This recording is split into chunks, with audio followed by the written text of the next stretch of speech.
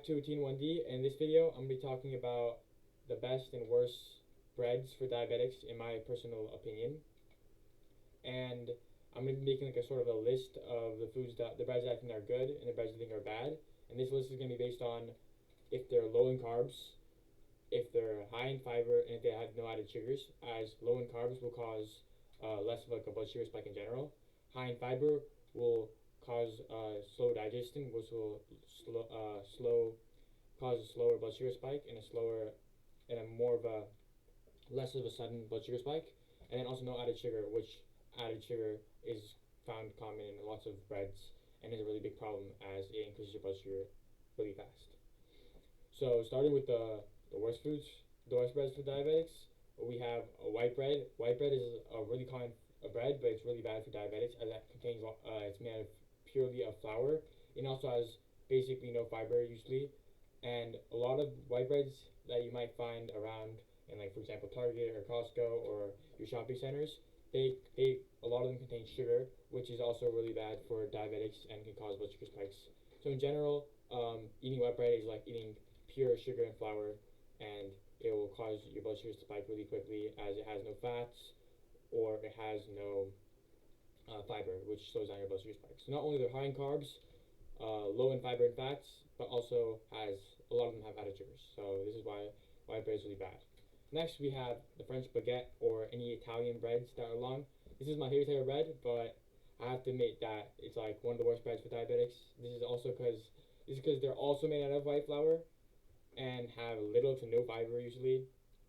And although they don't have added sugar like a lot of white breads do, they are they're also very addictive, which makes you eat a lot of them and causes your blood sugar for you to eat a lot of carbs, which can spike your blood sugar up a lot.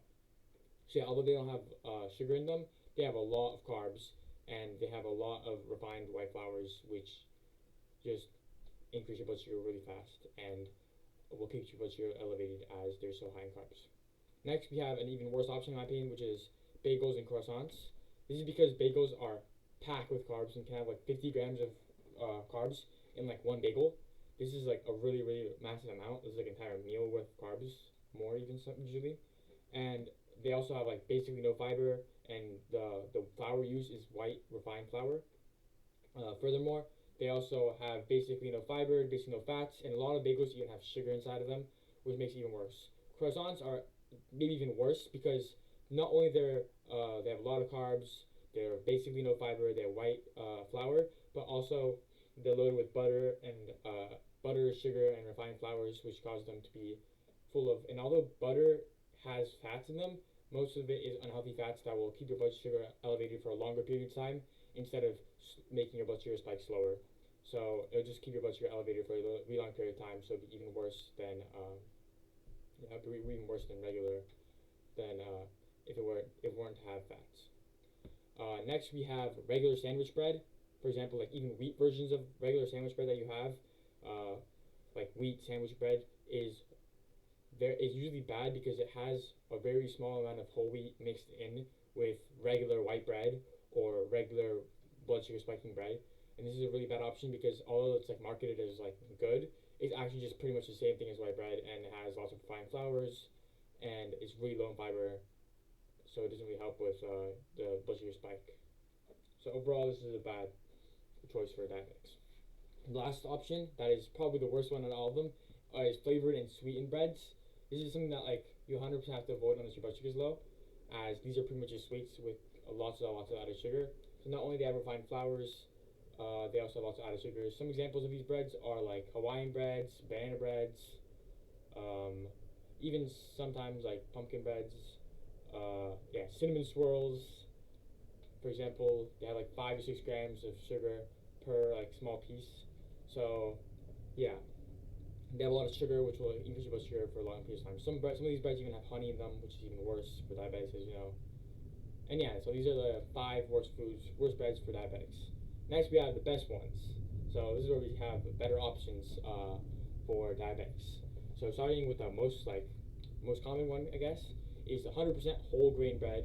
And the key though here is to look for 100% whole wheat or 100% whole grain on the label, as many of them say whole grain, whole wheat, or whatever, but they don't have 100%, which is just pretty much like a lot of them just mix in regular white bread, but then you put in like a little bit of whole grain or whole wheat, and then say like, oh, whole wheat or whole grain, even though it's not.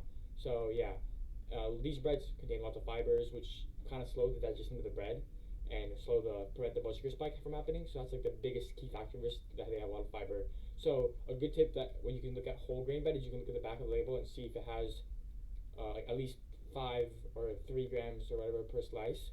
And if it has a good amount of fiber, that means it's probably 100% whole grain and it's probably good to eat. But if it doesn't have much fiber, that means it's probably just mixed in and it's probably like a scam. So you should try it. Next we have sprouted grain bread or Ezekiel bread. This is really good because it has the sprouted grain, which has lots of fiber in them, so it's really good for like your digestion and for blood sugar spikes. And they also have actually surprising amount of protein with the sprouted grain, having a lot of protein, which is overall just good for your health and also good for diabetics, as it will slow down the blood sugar spike. Next is flaxseed and chia seed bread. These are really good as the flax seeds and chia seeds provide healthy fats and also keep you full for longer, and they also help stabilize your blood sugar. Furthermore, these also have omega 3s, which are great for your overall health, and some studies show that they help with your insulin resistance, which is overall just really good. Next, we have almond or coconut flour bread. This is a bit of a keto option, as they're low in carbs. I don't like this. I don't prefer this as much, but they have very few carbs, so you can eat a lot of these without having a blood sugar spikes. They also are high in fiber and healthy fats, which just overall minimizes the impact on blood sugar. So this is a really good option if you want to if you want to eat more bread per se, without having a blood sugar spike. The last and the best option, in my opinion, my favorite option, is the sourdough bread. Sourdough bread, as thanks to the fermentation process, sourdough has less of a glycemic index than regular white bread. This means that it has a slower rise in blood sugar, and also I like sourdough bread in general. I think it's like the closest tasting to white bread, but it doesn't have as big as a blood sugar spike. So sourdough bread is like my favorite option, especially like brown sourdough bread is the best option for diabetics for me, as it's one I like the most, it's flavor wise. So overall, you can choose any of these that you like the best. You can try them all out, and you can choose the one that you like the best in terms of flavor, and then you can use that one. Good honorable mention is also rye bread, as light rye bread is actually not good at all. But if it's 100% rye or whole grain rye bread, or like dark rye bread, then it's also better than regular whole wheat or whole grain bread, as it helps stabilize your blood sugar absorption, and it usually has even more fiber if it's rye. However, light rye bread is usually not good, so make sure you're getting whole grain rye or dark rye bread. So that's a good honorable mention. But my favorite overall is sourdough bread, and I hope you enjoyed and you choose a bread that you like from this list and you add it to your diet.